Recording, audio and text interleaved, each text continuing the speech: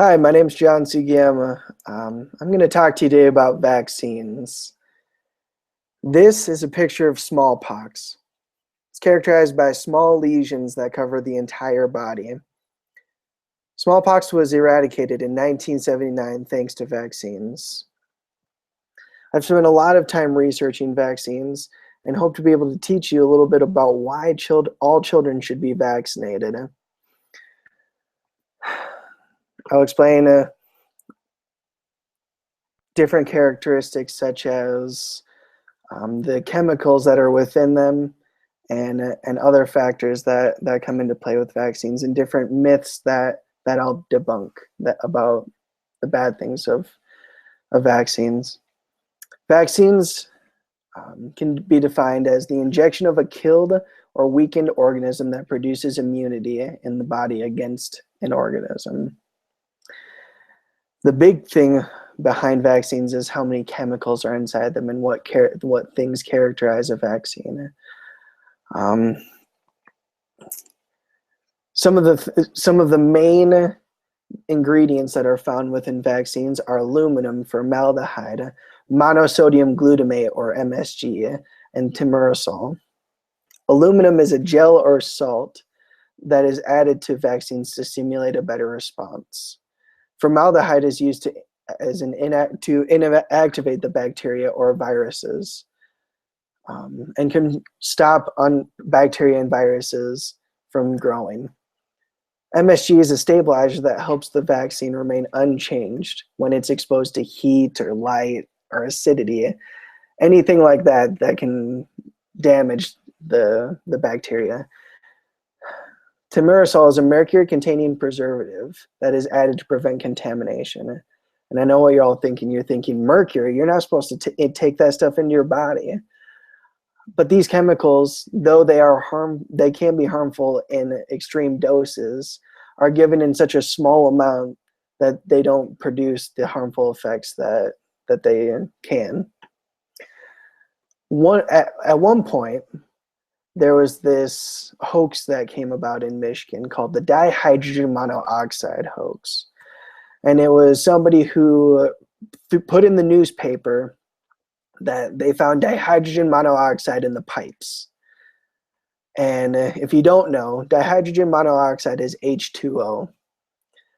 A lot of people didn't understand what that was and they were scared by it, but the whole purpose behind the hoax was to help people understand that they need to do their own research. They need to come to find out for themselves what these chemicals are and what they're taking into their body. And so that's my message behind this, is to help people to understand what things are, take the time to do the research for themselves, and don't just read one thing and immediately jump to a conclusion saying that that's what it is no matter what. Involving vaccines, herd immunity is something that protects people from getting sick. Herd immunity is a form of indirect protection from infectious disease that occurs when a large percentage of a population has become immune to an infection, thereby providing a safe measure of protection for individuals who are not immune. The way that herd immunity works is that because so many people are vaccinated, the chances of two people that aren't vaccinated running into each other is very unlikely. And so the passing of those bacteria through breathing or touch becomes less likely. The problem is that if you don't get vaccinated, or more and more people aren't vaccinated, that herd immunity won't take effect. And then those kids who haven't had a chance to be vaccinated because they're too young are super susceptible to these diseases, as well as those who are immunocompromised, meaning that they have a sickness that has affected their immune system. People have come to believe that vaccines cause autism. I personally read the study that sparked this issue, and the study was later thrown away, told that it was no longer valid and that it shouldn't have been in there in the first place, but it snuck through the cracks. This study had spelling mistakes in it, grammar mistakes, all through it, and the method that they used was not a valid use. They would ask parents, and they only asked 7 parents who had their children vaccinated. They asked the parents if their child seemed different than they did before. And since there's no real scientific scale to measure that, the study was considered invalid.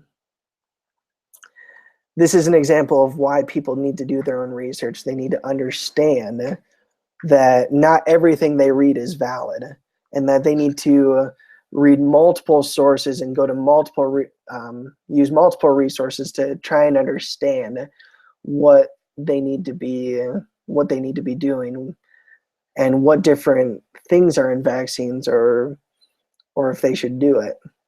There are also lots of people who have either changed their mind about being anti-vaccine or regretted it.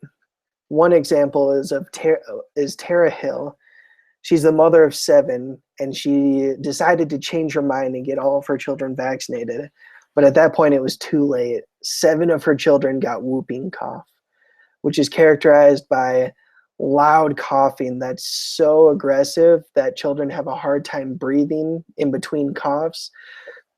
It can induce vomiting and causes them to cough so hard that they become red or blue in the face.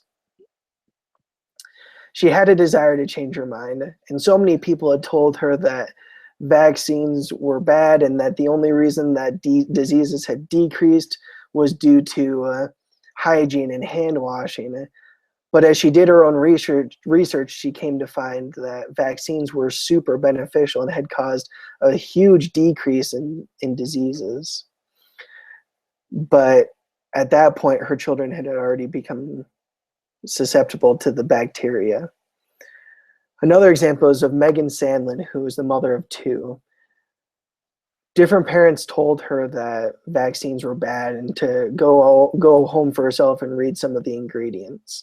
She read the ingredients, immediately jumped to the conclusion that they were bad, and decided not to have her children vaccinated. As she listened more to her friends that were anti-vaccine, she started to question whether or not the things they said were right. So she did her own research and came to find that the things within vaccines weren't bad and that they were good, and that she wanted to have her children vaccinated. So she ended up getting both of her children vaccinated and has been advocating and making a blog to help people understand how good vaccinations are. Though there are some side effects that can occur due to vaccinations, like headache and mild fever and fatigue, those don't compare to having a child that's alive and healthy and free of debilitating diseases such as polio, where your body doesn't form correctly, eventually causing you to have to be put in an iron lung that breathes for you, or whooping cough. The chances of having a serious side effect like death occur due to vaccines is very small, about a 1 or 2% chance. And taking the time to get your child vaccinated is going to save their lives from diseases that will cause them years and years of unnecessary pain. The world is already a scary place to live in. If we continue to allow people to have their children unvaccinated, we will have more diseases and problems to worry about than we already have. Not just for the children that aren't vaccinated, but for other children who never got the chance to be. You have a decision to make. You have to decide to research for yourself and do all that you can to know for sure that vaccines are good. And if you truly decide to not vaccinate your child, I hope that you take the time to research it thoroughly and look through different scientific journals, research, and don't just take the word of celebrities and blogs. Do the research, make the time, and save children.